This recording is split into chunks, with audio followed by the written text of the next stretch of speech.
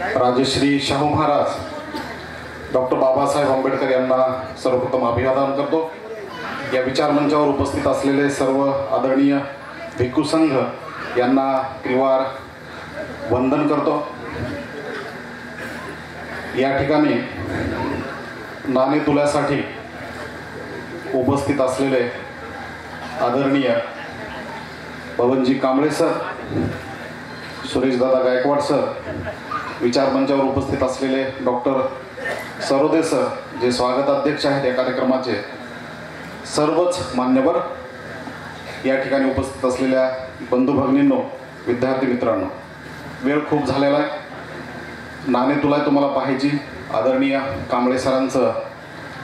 अगदी त्यांचं जे काही म्हणजे या ठिकाणचं ऐतिहासिक जे काही वक्तव्य असेल तर ते सुद्धा तुम्हाला ऐकायचं आहे। तरी पण मला वाटतं की हा कार्यक्रम या ठिकाणी जो काही घडून आणला गेलेला आहे, आदरणीय बनते पयाबुदीजी यांनी याच्यासाठी जे काही लीड रोल घेतला, मला वाटतं त्या संदर्भामध्ये आणि एकंदरीत आता दादा जे बोलले त्यालाच थोडंसं पुढे नेण्याचं जे काही काम असेल तर ते काम म्हणून, किंवा भविष्यामध्ये आंबेडकरवादी मिशन हे सद्यस्थितीमध्ये जरी गेल्या 5 वर्षामध्ये तांत्रिक काम जरी आम्ही करत असलो तरी भविष्यामध्ये आंबेडकरवादी चळवळीचं एक मूलभूत आणि फंडामेंटल काम जे आहे ते करण्याच्या दिशेनं हे नक्कीच जे काही वाटचाल असेल तर ती आम्ही करणार आहोत। आणि त्या दिशेनं मला वाटतं की काही हितगुज जे आहे तर ते आपल्यासमोर करणं हे अगत्याचं असेल आणि त्याच्यासाठी म्हणून जी काही भूमिका असेल तर ती भूमिका मांडण्यासाठी मी या ठिकाणी उभा आहे। मित्रांनो, या ठिकाणी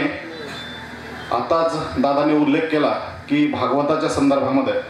भागवतचा जो काही उल्लेख आहे, अलीकडे रिझर्वेशन किंवा आरक्षणाच्या संदर्भामध्ये जे ते पुनर्वलोकन करण्याच्या संदर्भामध्ये जे काही स्टेटमेंट आहे तर ते येत आहे। मला वाटतं की आपली जी काही वाटचाल आहे ती वाटचाल ही राखीव जागा मिळवण्याच्या दिशेनं वाटचाल नाही, नोकरी मिळवण्याच्या दिशेनं वाटचाल नाही, संपूर्ण महाराष्ट्रातील आणि देशातील बहुजन समाजाची वाटचाल ही या देशाचा शासनकर्ते होण्याच्या दिशेनं आहे, नोकरीच्या दिशेनं जे ते नाही। कारण की तर आम्ही मागणारे जो काही समाज असेल तर तो मागणारा नाही, तर देणारा समाज होण्याच्या स्थितीमध्ये जे तर ते येण्याच्या स्थितीमध्ये आम्ही आहोत। त्याच्यामुळे मला वाटतं की आता आम्हाला सुखसुख करून जे, कारण तुझं रिझर्वेशन काढून घेतो, तुझी नोकरी काढून घेतो, तुझं काहीतरी काढून घेतो असं जर कोणी म्हणत असेल तर आम्ही म्हणू त्याला तू घे काढून। कारण काय तर हे काढून घेणं तुला काय, भागवताला काय, भागवताच्या बापाला म्हणजे हेगडेवारला काय ते जमणार नाही। कारण काय तर त्या हेगडेवारच्याही बापानं जे तर ते या देशामधलं भारतीय संविधान जे तर ते लिहिलेलं डॉक्टर बाबासाहेब आंबेडकरांनी हे संविधान लिहिलेलं आहे आणि त्या संविधानामध्ये हे सर्व आमचे फंडामेंटल राईट्स आहेत, हे सगळे मूलभूत अधिकार आहेत। नोकरीचा अधिकार किंवा बाकी जे काही म्हणजे शिक्षणातलं आरक्षण जे असेल तर ते आरक्षण कोणीही जरी आला, भागवत आला काय आणि कोणीही जरी आला काय तर तो त्याला जे तर ते अगदी काडीचाही धक्का लावू शकणार नाही। फक्त त्याला न्यूट्रल करण्याचं जे काही काम असेल, त्याला आयसोलेट करण्याचं काम असेल, त्याची संख्या जी आहे, नोकरीची संख्या कमी करण्याच्या दिशेनं जे काही काम असेल तर ते तर काँग्रेसवाल्यांनी केलेलं गेल्या 50-60 वर्षामध्ये, ते बीजेपीवाला जे तर ते करतायत। त्याच्यामुळं आमचं जे काही वाटचाल आहे त्या काळामध्ये तर ती वाटचाल ही नोकरीसाठी नाही तर या देशाचा शासनकर्ते होण्याच्या दिशेनं आमची जी काही वाटचाल आहे तर ती वाटचाल आहे। आणि हे या ठिकाणी मला वाटतं की स्पष्ट या ठिकाणी मला करायचं आहे। कारण का या ठिकाणी म्हणजे एक फार चांगला जो काही म्हणजे सुवर्ण योग जो आहे तो आलेला आहे आणि या ठिकाणी ही वाटचाल करत असताना म्हणजे मी या ठिकाणी बोललो की म्हणजे वाटचाल कशी करायची आणि त्याच्यासाठी जे काही साधनं लागणार आहेत, आम्हाला माध्यम जे काही लागणार आहे तर या ठिकाणी सम्राट आहे आणि सम्राट हा कसा तयार होईल त्याच्यासाठी मला वाटतं की आता दुसरा सुद्धा हात जो आहे तो आम्हाला मिळाला, तो म्हणजे शिल्पकार। सम्राट जो आहे तो शिल्पकारच्या माध्यमातून जो आहे तो खऱ्या अर्थानं शासनकर्ते जमात करण्याच्या दिशेनं मला वाटतं ही जी काही 2 संपादकाची जी काही जोडगोळी आहे तर ही जोडगोळी जर मला वाटतं की महाराष्ट्रामध्ये जर घोडदौड करायला लागली तर हे जे काही लक्ष असेल तर हे लक्ष हे काय म्हणजे फार म्हणजे दूर जे ते नाही। या ठिकाणी दादांनी उल्लेख केला की म्हणजे पार्लमेंटमध्ये नांदेडमधून पहिला जो काही व्यक्ती आहे हरिहर सोनुले साहेबांच्या माध्यमातून आम्ही पाठवला, मला वाटतं की त्याची पुनरावृत्ती लोकसभेच्या 2019च्या इलेक्शनमध्ये नांदेडमधून पुन्हा एकदा लोकसभेवर जे तर ते आम्ही आमचा जो काही खासदार असेल तो नांदेडमधून आम्ही पाठवू आणि नांदेडमधून जे तर त्याची पुनरावृत्ती जे तर ती करण्याच्या दिशेनं जे तर ते अगदी म्हणजे कटिबद्ध जे ते व्हायचं। या ठिकाणी दादा जरी म्हणत असले किंवा आम्ही आरोपी आहोत पण ह्या आरोपींना मला पुढच्या 2019 मध्ये आरोपीला आमदार मात्र नक्की करायचं आहे. आणि हा आमदार जो आहे हा आमदार हा म्हणजे बाकीचा ना बघा कसा काम म्हणजे पिंजऱ्यामध्ये जे आरोपीच्या पिंजऱ्यामध्ये बसवतो तर ते बघा तुम्ही. कारण काय तर ही जी काही बुलंद तोप आहे तर ती विधानसभेमध्ये जी तर ती गेली पाहिजे. गेल्या 10-20 वर्षापासून आपण हुलकवानी देतोय आणि एक मत मागलं तरी मला वाटतं की मतं विकतोय. तर ती जी काही उणीव आहे तर ती उणीव आपल्याला येत्या काळामध्ये जी ती भरून काढायची. मित्रांनो, BJP अगदी जयंती साजरी करत आहे, शिवसेना जयंती साजरी करत आहे, RSS वाले जयंती साजरी करतायत आणि 125वी जयंती ही आपल्यासाठी सुद्धा अत्यंत महत्त्वाची आहे. दादाशी सुद्धा माझी चर्चा झाली. दादा सुद्धा नांदेडमध्ये जयंतीचा महोत्सव जो आहे तो साजरा करणार आहे. कारण का या ठिकाणचा जो काही माजी मुख्यमंत्री आहे तर तो मोठ्या प्रमाणामध्ये आम्हाला प्रलोभन देण्यासाठी म्हणून जयंतीचा उत्सव जो तो साजरा करतोय. तर मी हा विचार केला की सगळेच लोक जयंती साजरी करतायत पण आंबेडकरवादी मिशन हे प्रत्यक्ष कृती करण्याच्या संदर्भात जे तर ते आम्ही विचार करतो. कारण का तर बाबासाहेबांची जयंती असेल, कामाची सुरुवात मी केली की 18 तास अभ्यास करून बाबासाहेबांना आपण अभिवादन करू, प्रत्यक्ष कृती करून जे तर ते आपण अभिवादन करू. ही जी थीम आहे तर ही थीम नांदेडमध्ये आम्ही सुरुवात केली, महाराष्ट्रामध्ये सुरुवात केली, संपूर्ण देशामध्ये सुरुवात केली. संपूर्ण देशामध्ये 22 राज्यामध्ये मी फिरत होतो आणि माननीय बबन कांबळे साहेब जे ती 18 तास अभ्यासाची जी बातमी आहे तर ती अगदी दररोज लावून धरत होते. गेले 3 वर्ष, कारण सुरुवातीच्या काळामध्ये तर 3 वर्षापर्यंत माझी आणि कांबळे साहेबांची साधी भेट सुद्धा झाली नव्हती. कधी एखाद्या वेळेस कुठंतरी वर्षामधून 5-1 मिनिटं एखादा 2 मिनिटं जे तर ते म्हणजे अगदी फोनवर बोलायचो आम्ही. म्हणजे कुठल्याही प्रकारची पेड न्यूज नाही, कुठल्याही प्रकारचं जे काही म्हणजे आर्थिक संबंध नाही. तरी पण मला वाटतं की हे 18 तास अभ्यास अभियान हे घरोघरी पोहोचण्याचं जे काही सिंहाचा वाटा. कारण का तर मी एकाच वाक्यात बोलत असतो, आंबेडकरवादी मिशन असेल किंवा दीपक कदम असेल तर या सगळ्यांच्या याच्यामध्ये सम्राटचा काय वाटा आहे तर मी एकच सांगत असतो नेहमी की सिंहाचा वाटा आहे. याच्या पलीकडे जे येतं ते मला वाटतं शब्द नाहीत. सिंह जो आहे तो सगळ्या जंगलाचा राजा आहे आणि ह्या राजाचा जो काही वाटा आहे तो फार मोठा आहे. सम्राटासारखाच जो काही म्हणजे शेअर आहे, सम्राटाचा शेअर हे आंबेडकरवादी मिशनच्या निर्मितीमध्ये सम्राटासारखा आहे. त्याच्यामुळं त्यांचे जे काही ऋण आहे तर ते ऋण माझ्या वैयक्तिकरित्या आणि अगदी संपूर्ण महाराष्ट्राच्या ह्या विद्यार्थ्यांच्या वतीनं या ठिकाणी जे ते व्यक्त करण्यासाठी म्हणजे हा कार्यक्रम जो तो या ठिकाणी भंतीजीच्या माध्यमातून आम्ही आयोजित केलेला आहे. खरं तर या ठिकाणी म्हणजे प्रत्यक्ष कृती जी आहे तर ती करून आपल्याला बाबासाहेब आंबेडकरांची 125वी जयंती साजरी करायची. मला वाटतं की आपल्या गल्ली मुळामध्ये आपण आपल्या एरियामध्ये सुद्धा जयंती साजरी करणार आहोत, जिल्हा स्तरावर करणार आहोत, महाराष्ट्र स्तरावरही काही जयंत्या जे साजऱ्या होत आहेत. पण आम्ही असा विचार केला की आंबेडकरवादी मिशनच्या माध्यमातून मग स्थानिक स्तरावर का जयंती व्हावी तर ती जयंती ही राष्ट्रीय स्तरावर का होऊ नये याच्यासाठी जी काही योजना असेल आणि त्याचा जो काही सुरुवात असेल तर त्याची सुरुवात ही पुढच्या 22 तारखेला धम्मचक्र प्रवर्तन दिनाच्या निमित्तानं नांदेडमधून आंबेडकरवादी मिशन मासून जे तर त्याची सुरुवात होईल. आणि प्रत्यक्ष कृती म्हणून, कारण कृतीशील पद्धतीनं बाबासाहेब आंबेडकरांना आपल्याला अभिवादन करायचं आहे आणि त्याची सुरुवात जी तर ती आंबेडकरवादी मिशनमध्ये रामजी सुभेदार म्हणजे जे काही म्हणजे सपकाळजी यांचं जे काही नावाने बाबासाहेब आंबेडकरांच्या वडिलांच्या नावाने, कारण वडिलांना आपण बऱ्याच वेळेस जे सन्मानित करत नाही तर वडिलांच्या नावाने मुलांसाठीचं जे काही 300 विद्यार्थ्यांचं जे काही वसतिगृह असेल तर त्या वसतिगृहाच्या बांधकामाची सुरुवात जी आहे तर ती करून 1 वर्षामध्ये याचं जे काही काम असेल तर ते कंप्लीट करून बाबासाहेब आंबेडकरांना प्रत्यक्ष कृतीच्या माध्यमातून जे काही अभिवादन असेल तर ते पहिलं पुष्प जे असेल तर पहिलं अभिवादन करण्यासाठी आम्ही 22 तारखेला त्या कामाची जी आहे ती सुरुवात करणार आहोत.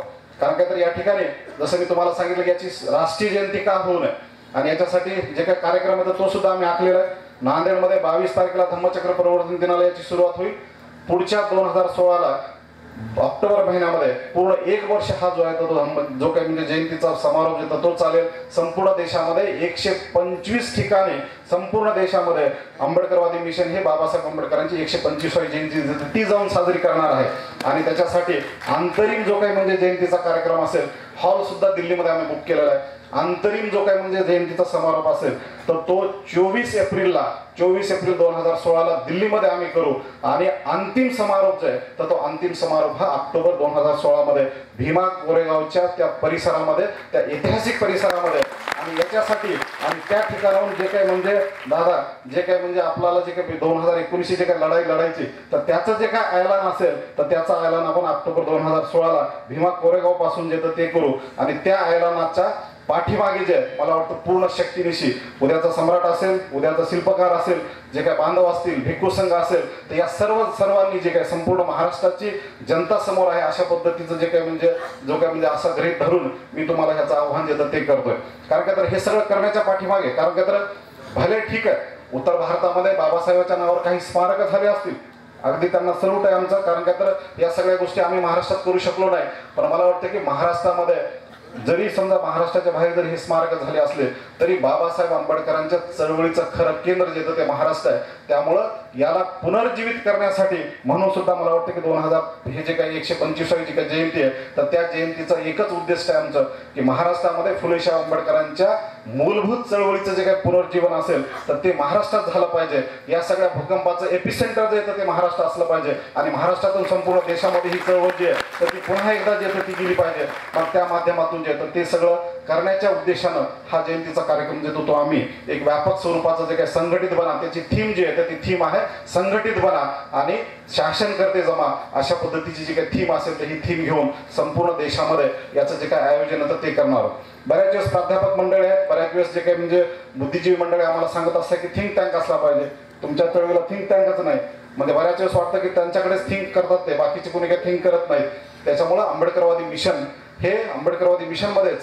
मुख्यालयामध्ये अशोका सोशल रिसर्च सेंटर या नावाने सोशल ब्रेन जो समाजाचा ब्रेन थिंक टँक, आंबेडकरवादी मिशनचा थिंक टँक आणि संपूर्ण समाजाचा थिंक टँक जो आहे तर त्याचा सुद्धा कार्यारंभ जो असेल तर तो कार्यारंभ सुद्धा याच 125व्या जयंतीच्या निमित्तानं आम्ही जो आहे तो त्याचा सुरुवात येतो त्याची सुरुवात जो सुद्धा जी आहे तर ती करणार आहोत. याच्यासोबतच कारण काय तर हे सगळ्या ज्या काही प्रत्यक्ष कृतीच्या संदर्भातल्या ज्या बाबी आहेत, कारण काय तर सद्यस्थितीमध्ये नांदेडमध्ये आंबेडकरवादी मिशनच्या माध्यमातून माऱ्याच्या आणि मोक्याच्या जागा हाती घेण्याचं जे काही काम आहे तर ते काम सुरुवात केलेलं आहे. दिल्लीपर्यंत हे सगळं काम पोहोचलेलं आहे आणि संपूर्ण देशभरामध्ये एक मोठ्या प्रमाणामध्ये बुद्धिजीवी अधिकारी आणि बाकीच्या जे काही जोडणी असेल तर ती जोडणी पहिल्या टप्प्यामध्ये पूर्ण करून हे काम जे हे तांत्रिक काम हे उद्या फंडामेंटल जे काही चळवळीमध्ये याचं जे काही रूपांतर असेल तर ते रूपांतर करण्याच्या दिशेनं हे सगळं काम जे ते करतोय आम्ही. अगदी पुढच्याच आठवड्यामध्ये अगदी 22 तारखेला 22 ऑक्टोबरला नांदेडमध्ये आंबेडकरवादी मिशनची बाल संस्कार संघ जे आहे तर हा संघ जो असेल बाल संस्कार संघाचं जे काही लॉन्चिंग असेल तर ते सुद्धा आम्ही करणार आहोत. कारण काय तर अगदी म्हणजे आमच्या परिसरामध्ये संस्कार नाहीत, आमच्या परिसरामध्ये अगदी म्हणजे धम्माचे संस्कार नाहीत, आमच्या परिसरामध्ये एटिकेट्स नाहीत, स्वच्छता नाहीत, बाकीच्या सगळ्या गोष्टी जे असतील तर एक मॉडेल जे येतं ते मॉडेल पुढे करणार आहोत आणि मोठ्या प्रमाणामध्ये महाराष्ट्रामध्ये सुद्धा या सगळ्या ज्या काही संघाचं काम असेल बाल संस्कार संघाचं काम असेल तर ते सुद्धा सुरू होईल. सोबतच राजश्री शाहू महाराज वसतिगृह कारण मध्यंतरी येगडे सर आहेत, मध्यंतरी म्हणजे अगदी आम्ही भारतीय बौद्ध महासभेच्या व्यासपीठावरून त्यांच्या विचारमंचावरून त्या ठिकाणी डॉक्टर जोंधळे सर या ठिकाणी आहेत तर त्यांनी 25,000 रुपयाचं जे काही दान असेल तर ते दान दिलं होतं गरीब विद्यार्थ्यांसाठी.